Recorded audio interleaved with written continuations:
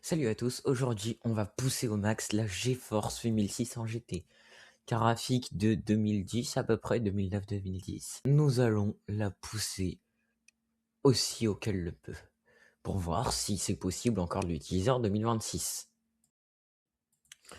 Donc pour cette graphique, on voit très clairement que elle était plutôt bonne pour son époque, c'était une carte entrée de gamme, 32 unités de shaders, etc. Nous allons passer tout de suite au premier test. Nous allons utiliser Uni Engine Even pour ce test. Donc DirectX 9, supporté par cette carte graphique. Tout preset low, pas d'anti-aliasing. Donc voilà.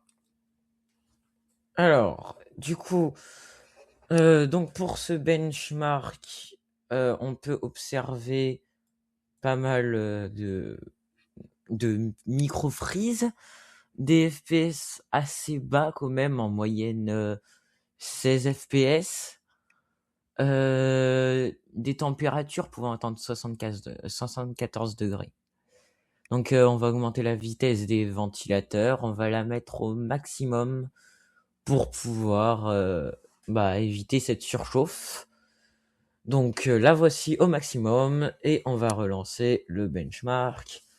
Et voilà, donc température un peu plus basse, on observe du coup toujours les mêmes fréquences, 67 degrés maximum du coup.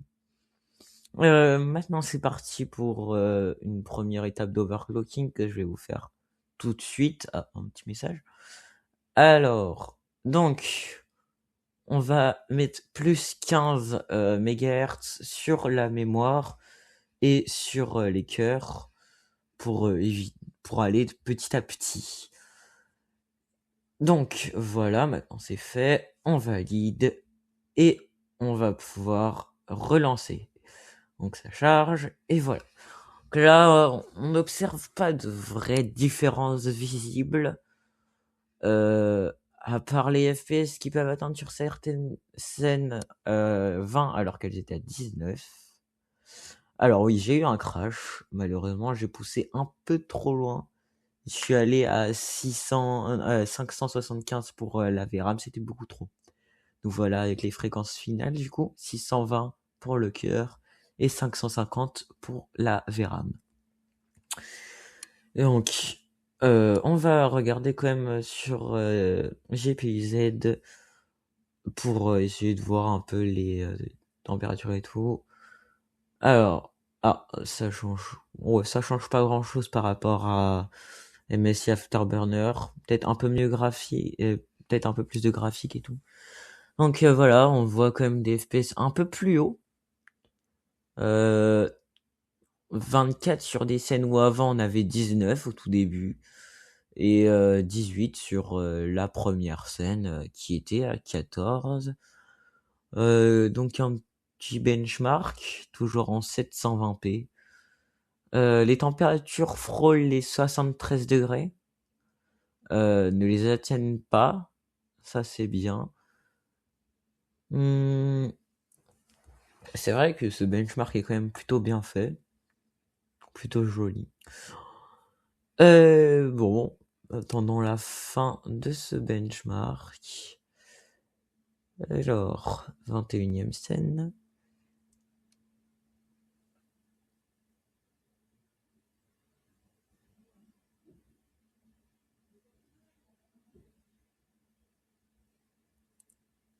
Ok, donc voilà le benchmark fini. Donc les FPS sont en moyenne à 18, minimum 7, maximum 26. Donc 26 FPS quand même en 720p, c'est acceptable pour une graphique qui a approximativement 16-17 ans. Surtout une carte d'entrée de gamme de 16-17 ans. Testons 640 x 360 pixels, qui est le minimum possible. Les FPS sont plutôt hauts, allons dire ça. Donc 30 FPS au lieu des 18 et même max 45. Donc voilà, donc en 600 par 360, c'est possible de jouer Mais bon, pas super net. Alors du coup, on va regarder les max enregistrés. Donc le voltage quand même plutôt par rapport aux graphiques modernes.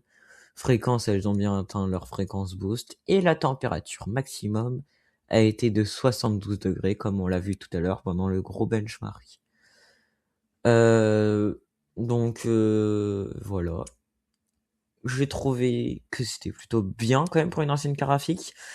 Plus 148 MHz réussi sur le cœur, sachant qu'on pouvait pas aller plus loin. Et la VRAM, plus 75 MHz.